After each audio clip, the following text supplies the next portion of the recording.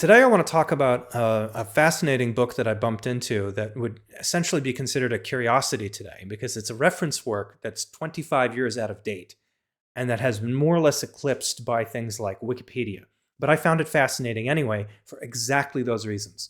And it's a book called The Fontana Dictionary of Modern Thought. The edition that I have is it's described as the new Fontana Dictionary of Modern Thought because it's the third edition, which was published in the year 2000. And so this particular edition comes in right around at the time when the internet was still a relatively new thing, and as a result, some of the information in it may be out of date. But I was less interested in it for the information than I was for the presentation, because the way the book is organized is it's basically, as the title implies, a dictionary, and it includes descriptions in sometimes spanning one or two or more columns of specific topics and the significance of that subject in our culture.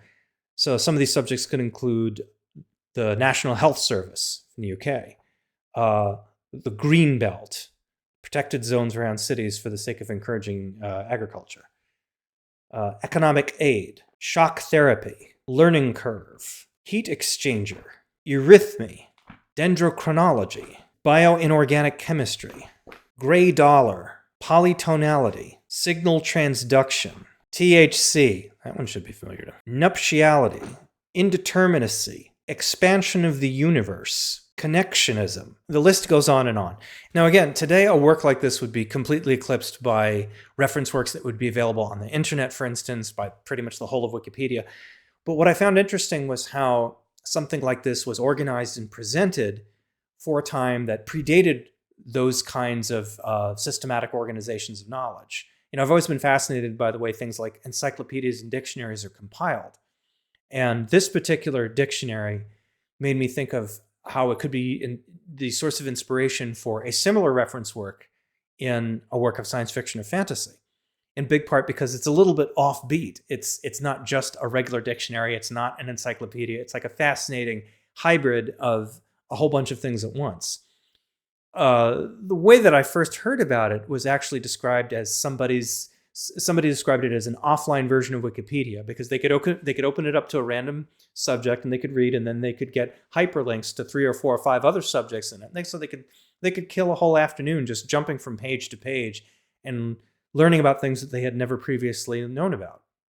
So from that point of view, I thought that makes it fascinating as a thing to study. And as a thing to know about when, previously we might just have passed it over. I think it's really useful to learn about how we used to learn things, how we used to know things, how we used to organize our knowledge and transmit our knowledge and make our knowledge systematic. And that's why stuff like this, I think, is useful as a point of study or a reference point, because it shows you how these things were once done and how they could be done in a world that you're making up, where the level of technology may be a lot less than what we have now, but the desire to systematize information and to transmit it and to preserve it is at least as great as ours. So that's a big part of why I'm recommending it, because it's a curiosity, but it's the kind of curiosity that I think would give people a lot of creative input. And again, it's called the Fontana Dictionary of Modern Thought. This is the third edition, last published in 2000. So the actual factual details in there, again, are going to be about 25 years out of date, but that's not why you would want to read it. You'd want to read it for the way that it's organized and for the idea behind it. So do check it out if you could find it. And if you find an earlier version of it because it's cheaper and more readily available, go ahead and check that out too. Again, it's not the facts that I'm encouraging people to check out here, but the presentation. So just wanted to pass that along, see what people thought of it, because it fascinated me, and I hope it fascinates you too. See you around.